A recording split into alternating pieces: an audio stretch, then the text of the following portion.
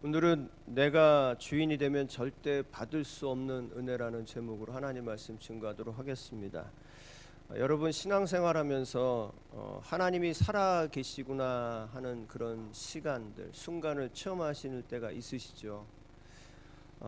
언제 많이 그런 체험을 하시나요? 아프고 힘들 때. 그런데 사람들이 참 안 됐다. 힘들겠다. 너 못 나올 것 같은데. 뭐 이런데 그 병이 낫거나 또 문제가 해결되면 우리 크리스찬이라면 제가 생각하기로는 반드시 정말 하나님이 살아계시구나 하는 것을 체험하고 찬양하는 그러한 시간을 분명히 가질 거라고 믿습니다. 그리고 여러분은 그러한 삶을 살아오셨을 거라고 믿습니다. 그런데 우리가 그런 하나님의 은혜를, 살아계신 하나님의 은혜를 체험하지만 그때 그 기쁨 속에서 계속해서 머물며 살아갈 수는 없잖아요. 다시 우리는 어떻게 해야 됩니까? 또 살아야 됩니다. 삶의 그 현장 속에 들어가서 살아야 된다는 거죠. 그래서 주님 부르시는 그날까지, 영원한 천국의 그 기쁨을 누릴 때까지는 우리가 또 하나님의 또 살아계심을 체험하더라도 또 삶의 현장에 돌아가서 또 치열하게 살아야 됩니다. 그런데 살아계신 하나님을 경험한 다음의 삶의 모습은 전적으로 그 전의 모습하고는 분명히 다를 겁니다. 우리가 이 세상을 영적 전쟁터다, 싸움터라고 그랬잖아요. 분명히 전혀 다른, 예전과는 다른 영적 싸움을 하게 될 거라는 거예요. 왜 전과 다른 영적 싸움을 하게 되냐면, 하나님께서 하나님의 놀라운 은혜를 받은 사람들을 그냥 세상에 내보내지 않고 영적으로 반드시 준비시키기 때문에 그렇습니다. 내가 하나님의 은혜를 이제 체험했구나, 그런 놀라운 은혜를 내가 받았다면 하나님은 반드시 그 사람을 어떻게 해요? 그냥 내보내시지 않아요. 반드시 하나님께서 영적으로 단단히 준비시켜서 삶의 현장으로 보내죠. 그러니까 그 전에 살았던 삶의 모습과는 전혀 다른 삶으로 우리가 살아간다는 것입니다. 자, 오늘 말씀을 보시면 이스라엘 백성들이 요단강의 기적을 체험하고 길갈이라는 곳에 도착을 해서 일어난 일을 우리에게 얘기해 주고 있습니다. 자, 세상적으로 한번 생각해 보자면 요단강의 기적, 이건 어마어마한 기적을 지금 체험하고 왔다면 여러분, 그 분위기를 타서 하나님께서는 어떻게 하셨으면 좋을까요? 야, 너희들 지금 기분 좋지? 분위기 탔어. 그러니까 지금 밀고 들어가자. 뭐 이렇게 하셨으면 좋았을 텐데, 아니면 야, 조금 이제 더 요단강의 기적도 너희가 체험했으니까 너희들이 싸워야 될 어떤 전쟁에 필요한 것들을 준비하는 시간을 우리가 갖자. 뭐 이렇게 그런 방향으로 흘러갔을 거라고 생각이 될 거예요. 세상은 그렇게 생각할 거란 말입니다. 그런데 오늘 하나님께서는 세상이 생각하는 것과는 전혀 다른 방향으로 이스라엘 백성들을 이끌어 가세요. 하나님께서 오늘 여호수아를 통해서 정말 이상하다 싶을 정도의 그런 무리한 것을 행하라고 말씀하십니다. 그런데 이게 뭐냐면 다음 영적 전쟁을 위한 준비라는 거죠. 자, 무엇을 행하라고 하셨는지 여러분 말씀 읽었는데 기억이 나십니까? 뭘 행하라고 했습니까? 2절에 보니까 여호와께서 할례를 행하라 그랬잖아요. 할례. 여러분 할례가 뭔지 아시죠? 그렇죠? 여러분 할례는 아브라함, 믿음의 조상인 아브라함에게 행하라고 하셨던 명령이었고, 그 이후로 하나님의 백성이라는 증표로서 이스라엘의 백성들 중에 남자들은 다 할례를 행해야만 했습니다. 그런데 여러분 생각을 해보세요. 세상적인 관점에서 보면 전쟁을 앞둔 시점에서 할례를 행한다. 이건 무슨 일입니까? 여러분 남자분들은 대부분이 이제 할례를 행했잖아요. 그죠? 할례를 행했는데 그 할례가 뭡니까? 외과 수술이란 말입니다. 외과 수술이에요. 그 수술을 받고 나면 일주일은 꼼짝 못하게 움직이지 못한단 말이에요. 그런데 저기 눈앞에 있는 상황 속에서 전쟁에 나가야 될 남자들에게 외과 수술을 한다고 하는 것은 이게 뭡니까? 자, 이렇게 무모한 명령인 것 같지만 하나님께서 이 명령을 통해서 이스라엘 백성들에게 기대하는 것이 있다고 하는 것을 우리가 깨닫게 되겠죠. 여러분 하나님은요, 이스라엘 백성들이 가나안 땅에 들어가서 가나안 땅을 정복하는 것만으로도 충분하냐? 아니, 그렇지 않았다는 거. 더 중요한 거 있습니다. 여러분, 가나안 땅을 정복하라고 하는 건 누구의 명령이었어요? 하나님의 명령이었단 말입니다. 하나님 말씀이었어요. 그러니까 무엇보다도 이 정복하는 것보다 중요한 게 뭐냐면 하나님의 말씀에 순종하는 거예요. 이 순종하는 것이 더 중요하다고 하는 것을 우리에게 말씀이 주고 있다는 거예요. 여러분, 말씀에 순종 없이 세상에 나가서 잘 살 수 있습니다. 말씀에 순종하지 않아도 내가 잘 될 수 있습니다. 그런데 그것은 결코 하나님이 기뻐하시는 일은 아니라는 것입니다. 여러분, 우리는 때때로요, 하나님께서 무엇을 기뻐하는지 모르고 행할 때가 참 많아요.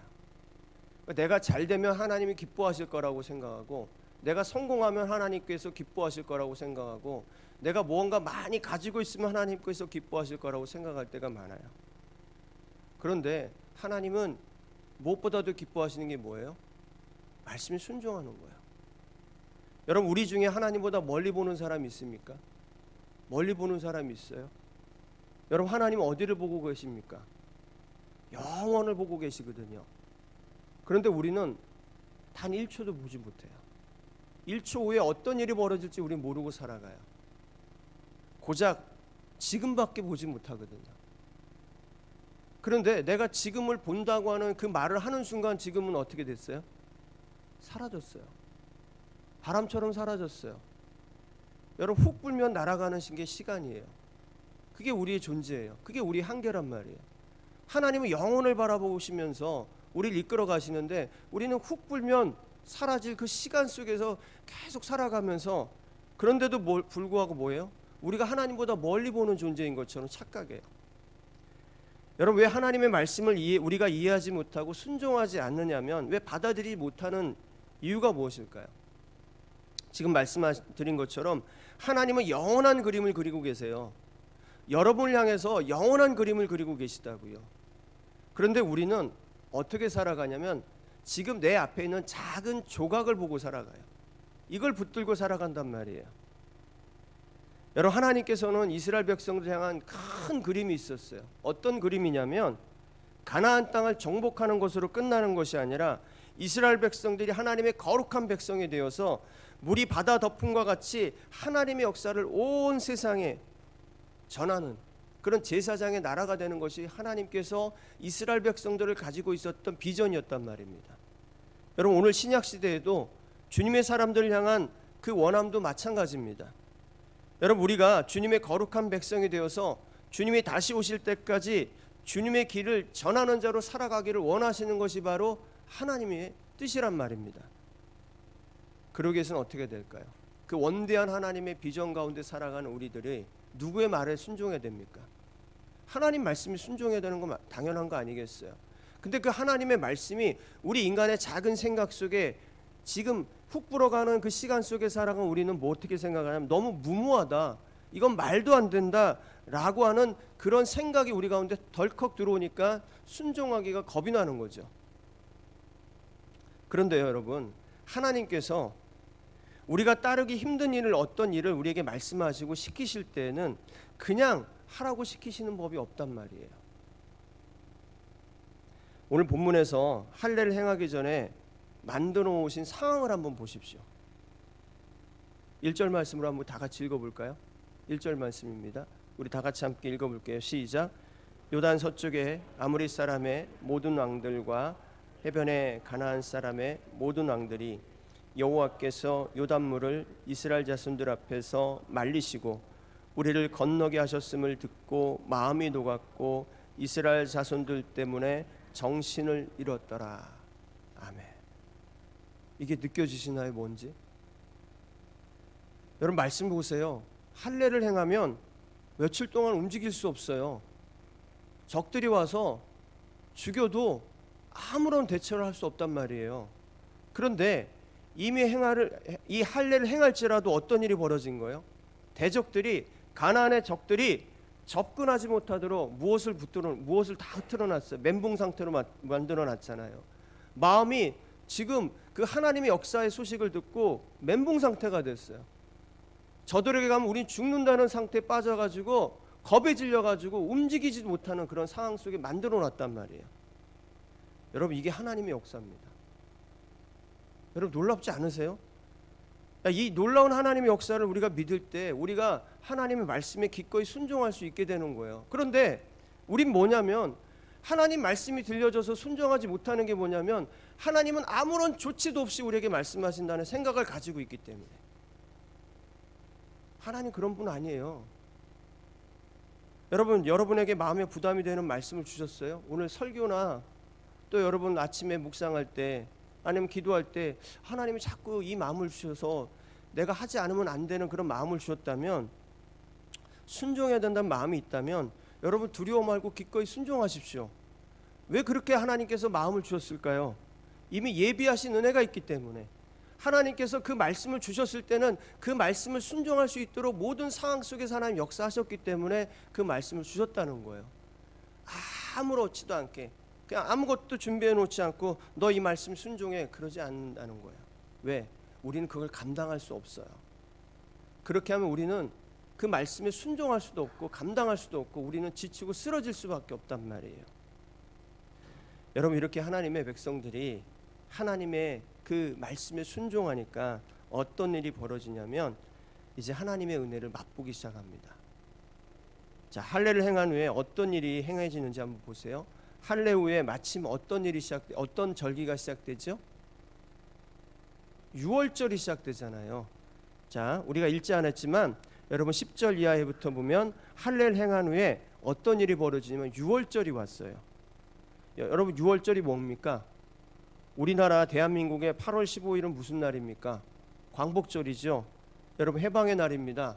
자유의 날이죠. 여러분, 유월절은 이스라엘 백성들에게 광복절과 같은 날입니다. 할례를 행할 때가 마침 어떤 일과 지금 맞물려 있는 거예요? 유월절과 맞물려 있는 거예요. 여러분, 이게 하나님의 오묘한 역사예요. 여러분, 이 할례를 행하고 나서 지금 무엇을 이스라엘 백성들에게 하나님께서 지금 메시지를 주시는 걸까요? 여러분, 애굽 상태에서 유월절이 뭡니까? 노예 상태로 있을 때 여러분, 애굽의 바로 왕이 9가지 재앙 앞에서도 끄떡하지 않고 이스라엘 백성들을 해방시키지 않았잖아요. 그런데 10번째 맏아들이 죽는 재앙 앞에서 무릎을 꿇고 이스라엘 백성들 너희들 다 나가라고 했지 않습니까? 여러분, 그때 어떤 일을 했을 때 이스라엘 백성들이 하나님의 그 놀라우신 은혜를 체험했습니까? 문지방에 어린 양의 피를 바른 이스라엘 백성들의 그 집은 죽음의 재앙이 넘어갔습니다. 그래서 유월했다고 유월절이죠. 그게 여러분 신약적으로는 예수 그리스도 십자가 예표라고 하는 거 우리는 많이 들었잖아요. 그렇죠? 여러분, 이 유월절은 하나님이 구원하신 은혜를 기념하는 것입니다. 우리를 구원하신 그 하나님. 자, 보세요 한번. 할례를 치렀는데 이 할례 순간 속에서 적들이 오면 어떻게 하지? 걱정 근심하고 있었을 때 아무 일도 일어나지 않았잖아요. 그런 다음에 곧바로 어떤 일이 와요? 유월절을 맞이해요. 유월절은 무슨 날이에요? 구원의 날이란 말이에요. 하나님께서 이렇게 그 옛날에 우리 조상들에게 구원의 날을 주셨던 그 날에 놀라운 역사를 오늘 우리들에게도 경험케 하시는구나. 여러분, 할례를 받은 이스라엘 백성들이요, 이제 유월절을 잘 지키면서 여러분 그 가운데서 하나님의 놀라운 증거를 받습니다. 여러분 12절 한번 보실까요? 12절 우리 다 같이 함께 읽겠습니다. 12절 시작. 또 그 땅의 소산물을 먹은 다음 날 만나가 그쳤으니 이스라엘 백성들이 다시는 만나를 얻지 못하였고 그의 가나안 땅의 소출을 먹었더라. 뭐가 그쳤어요? 만나가 그쳤어요. 여러분, 가나안 땅에 이제 열매를 맺게 되었다는 거죠. 여러분, 이게 왜 놀라운 하나님의 놀라운 증거고 은혜냐면, 여러분, 만나는 어디의 양식입니까? 광야의 양식이에요. 그런데 만나가 그쳤어요. 그리고 가나안 땅에 열매를 먹었다는 말은 뭡니까? 이제 어디로 돌아가지 않는다는 얘기입니까? 광야로 돌아가지 않는다는 거예요. 너희들이 이제 광야로 돌아가지 않아. 이제 어디로 들어간다는 거예요? 가나안 땅으로. 광야 생활을 끝내고 이제는 가나안 땅으로 들어가는 일만 남았다고 주님께서 지금 말씀해 주고 계십니다. 여러분, 이것뿐만 아니라 하나님은 더 놀라운 역사로 우리를 인도해 가십니다. 한번 13절 이하에 보시면 어떤 내용이냐면요, 제가 요약해서 말씀을 드릴게요. 유월절을 지킨 다음에 여호수아가 여리고성 가까이에 정찰을 갑니다. 탐색을 하러 가요. 그때 여호수아 앞에 무장을 한 한 사람이 나타납니다. 큰 장수겠죠. 장군이 하나 나타나는데 여호수아가 너무 당황했습니다. 너무 무시무시한 장군이었던 것 같아요. 그래서 여호수아가 묻습니다. 당신은 내 편입니까? 아니면 저 적군의 편입니까? 그러자 14절 한번 보실까요? 14절로 함께 다 읽겠습니다. 14절 시작. 그가 이르되 아니라 나는 여호와의 군대 대장으로 지금 왔느니라 하는지라. 여호수아가 얼굴을 땅에 대고 엎드려 절하고 그에게 이르되 내 주여 종에게 무슨 말씀을 하려 하시나이까. 이 사람이 누구예요? 하나님의 군대 장관, 하나님의 군대 천사예요. 근데 이 사람이 지금 뭐라고 하냐면 그가 이르되 아니라, 그러니까 뭐 적들 이런 편이 아니고 너 편도 아니고 누구의 편이에요? 하나님의 군대 장관으로 지금 왔다라고 하는 이 많은 표현은 뭐냐면 이제 내가 때가 되어 지금 오게 되었다는 거예요. 이제 때가 되어서 왔다는 거예요. 여러분 무슨 일이든지 때가 있잖아요. 그렇죠? 여러분 그 때를 잘 맞추고 타이밍을 잘 맞추면 여러분 어떤 일이 벌어집니까? 내가 생각하지 못했던 일들을 해낸단 말이죠. 여러분 가나안 정복도 때가 있어야 되는 거예요.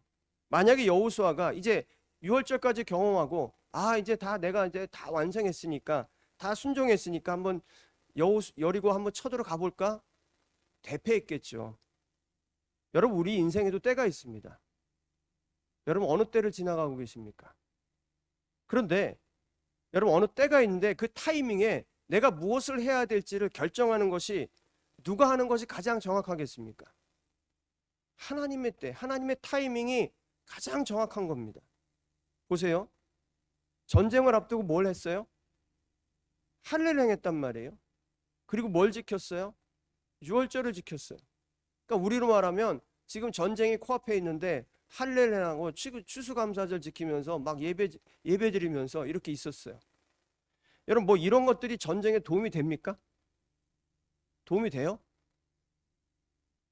여러분 도움 되시겠어요? 전쟁 앞에서 할례 행하라면 여러분 하시겠어요?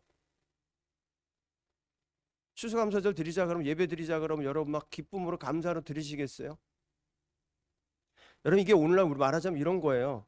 하나님 말씀에 순종하고 주 예수의 보혈에 예배 드리는 삶이 우리가 살아가는데 무슨 도움이 되겠냐는 거예요. 세상이 그렇게 볼 거 아니에요. 주일날 열심히 챙겨가지고 예배 드리러 가는 사람 여러분 보면서 사람들은 그럴 거예요. 세상 사는데 뭘 도움이 된다고. 그런데 여러분 우리 마음에는, 우리 눈에는 굉장히 무모해 보이고 별 도움이 안 될 것이라고 여겼던 일들의 순종이 하나님의 타이밍에서는 가장 정확한 시간으로 이끄시는 하나님의 뜻이 담겨져 있다는 거예요. 그러니까 하나님 말씀에 순종을 하고 나니까 그 순종의 시간이 끝나고 나니까 어떤 시간이 온 거예요? 이제 하나님께서 가장 중요한 때 내가 왔다는 거예요. 하나님의 타이밍에 너희가 잘 맞춰서 왔다는 거예요. 너희들 마음대로 한 것이 아니라 내가 너희들에게 명령한데 너희들이 잘 해왔기 때문에 내가 드디어 그때 맞춰서 왔다고 얘기하는 거예요. 자, 그 순간이 왔을 때, 하나님의 타이밍이 왔을 때 하나님이 우리들에게 주시는 은혜의 메시지가 무엇인지 살펴보면서 오늘 말씀을 정리하겠습니다. 여러분, 자, 때가 되어 찾아온 여호와의 군대 대장 앞에서 여호수아가 겸손하게 무릎을 꿇고 이렇게 얘기하죠. 무슨 말씀이든지 하명하십시오. 다 듣겠습니다. 그러자 어떤 일이 벌어집니까? 옛날에 여호수아의 스승이었던 모세에게 하나님이 했던 것과 똑같은 명령을 내리십니다. 우리 15절 말씀을 함께 보실까요? 15절입니다. 시작. 여호와의 군대 대장이 여호수아에게 이르되 내 발에서 신을 벗으라. 내가 선 곳은 거룩하니라 하니 여호수아가 그대로 행하니라. 아멘. 뭘 벗으라 그랬어요? 신을 벗으라. 여러분 이 말씀을 듣는 순간 여러분 여호수아가 어땠을까요? 마음의 부담감이 벗겨져요. 여러분 여호수아가 지금 얼마나 심적 부담감이 크겠습니까? 여러분 전쟁을 이끌어가는 리더의 그 심적 부담감은 어마어마할 거예요. 그런데 이 말씀을 듣는 순간 여호수아는 눈 녹듯이 위로받고 용기를 얻고 부담감을 내려놓습니다. 왜 그럴까요? 왜 이 말씀이 은혜가 되고 여호수아에게 용기를 주는 말씀이 될까요? 여러분, 신을 벗으라는 말이 무슨 말입니까? 신을 벗으라는 말. 여러분, 이 말은 여호수아에게 하나님께서 너는 이제 내 종이 되라는 얘기예요. 근데 이게 무슨 은혜가 되냐고요? 여러분, 고대 전쟁에서 누가 싸워요? 주인이 싸우나요? 종이 싸우나요? 우리는 생각하기에 종들이 나가 싸운다고 생각하죠. 고대 전쟁의 주인공은 주인입니다. 종은 뭐 하는 사람들이에요? 창 들고 칼 들고 같이 쫓아가는 거예요. 그래서 주인이 싸울 때 칼 주고 창 주고, 종은 어떻게 해요? 기다려요. 그럼 이게 무슨 말이에요? 이 전쟁은 누가 치르는 전쟁이 아니라는 거예요? 여호수아, 네가 하는 게 아니야. 내가 하는 거야. 너는 내 뒤만 따라와. 너는 종이야. 이제 내가 이 전쟁은 내가 할 거야. 전쟁은 누구에게 속한 거라고 그래요? 다윗이 여호와 하나님께 속한 거라고 그러잖아요. 바로 이 얘기예요. 내가 가나안을 정복해 나갈 거야. 그러니까 너는 내 종이야. 내가 앞에서 갈 테니까 너는 나만 따라와. 여러분, 여호수아가 다 해야 되는 부담감, 내가 이 백성들 이끌어가야 될 그 부담감, 그 부담감을 지금 완전히 내려놓는 순간이에요. 누가 이제 이끌어 가신다는 거예요? 하나님이 이끌어 가신대요. 그럼 나는 그냥 뒤에서 졸졸졸 쫓아가기만 하면 되는 거예요. 여러분, 성도는요, 삶의 현장에서 쫓기고 힘든 일들을 많이 경험하면서 살아갑니다. 내가 예수 믿는다고 해서 편안하게 사는 것이 보장되는 게 아니란 말입니다. 여러분, 이 세상은, 이 땅은 주님의 나라를 향해 가는 사람들에겐 훈련소와 같은 곳이에요. 여기서 단단히 믿음의 훈련을 받고 영원한 생명의 나라에서 주님과 함께 살아가도록 부름받은 사람들이 성도인 거예요. 그런데 내가 이 땅에 살면서 내가 내 힘으로 싸우고 있기 때문에 초조하고 버겁고 힘든 거예요. 내 힘으로 싸우고 있으니까. 내가 한다고 하니까, 이 전쟁 내가 한다고 하니까. 여러분, 내가 싸우는 그 싸움이 이제 내 싸움이 아니라 하나님의 싸움이 되면 한결 수월해져요. 이게 영적인 법칙이에요. 여러분, 그러려면 뭘 해야 돼요? 하나님 앞에서 내 신을 벗어야 돼요. 여러분의 신을 벗어야 돼요. 무슨 말이냐면, 내가 주인 되려고 하는 삶을 내려놓으라 하는 거예요. 왜 자꾸 내가 주인 되려고 합니까? 여러분, 우리 기도하잖아요. 우리 고백하잖아요. 나는 예수님의 이름으로 구원받았습니다. 나는 아무 능력 없는 연약한 존재입니다. 여러분, 우리가 기도할 때는 그렇게 기도하고 얘기할 땐 그렇게 얘기해요. 그런데 왜 살아갈 땐 내가 주인 행세를 하며 살아가냐는 거예요. 여러분, 내가 자꾸 주인이 되니까 내 육신의 만족에 따라 살아갈 수밖에 없는 거예요. 그러니까 내가 주인 되니까 여러분, 삶이 힘들고 육신이 힘들면 예배의 삶을 당연히 안 해도 된다는 생각이 드는 거예요. 여러분, 종이 어떻게 그런 생각을 하겠어요? 당연히 예배드리고 당연히 기도의 삶을 살아야 되는데 아닌 거예요. 내가 주인 되니까 이 주인된 이 육신이 너무 힘들고 이 주인된 육신의 삶이 너무 만족스럽지 않으니까 이 주인된 육신이 하나님 앞에 나아가는 게 너무 힘든 거예요. 여러분, 내가 자꾸 주인 되니까 내 감정에 따라 살아가는 거예요. 여러분, 내 감정이 상하면 하나님도 싫고 다 싫다고 내 마음만 알아달라고 칭얼거리는 거예요. 우리 아이들이 그렇잖아요. 왜 아이들이 여러분 칭얼댑니까? 우리 아이들은 자기 중심이 너무 강하거든요. 자기 감정에 너무 충실한 거예요. 내 감정이 지금 상하고 힘드니까 내 마음 알아달라고 칭얼대잖아요. 그런데 우리가 어른이 되어서 예수님을 믿는다고 하는 사람들이 자꾸 내가 주인 되어서 살아가니까 하나님 앞에 자꾸 칭얼대는 거죠. 하나님 다 받아주시지만 여러분, 칭얼대다 보면 내 신앙은 성장할 수가 없는 거예요. 여러분, 내가 자꾸 주인 되니까 내 생각에 따라 판단하는 거죠.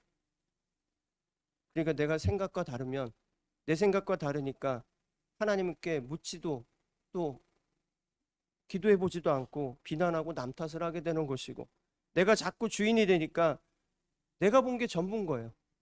내가 본 게 맞는 거예요. 그러니까 거짓된 거, 틀린 것들 보고도 그게 진짜인 줄 알고 착각하고 살아가는 거죠. 여러분, 내가 삶의 주인이 되면 하나님이 나를 위해서 쌓으시는 은혜를 절대 받을 수 없습니다. 내가 여전히 내 신을 싣고 하나님의 그 거룩하심 가운데 내가 서 있으면 절대 하나님이 주시는 은혜 받을 수 없습니다. 여러분이 신고 있는 그 주인의 신을 벗어야 됩니다. 내가 주인이 아니라 하나님이시구나. 하나님이 나를 위해서 앞서서 싸워가시는구나.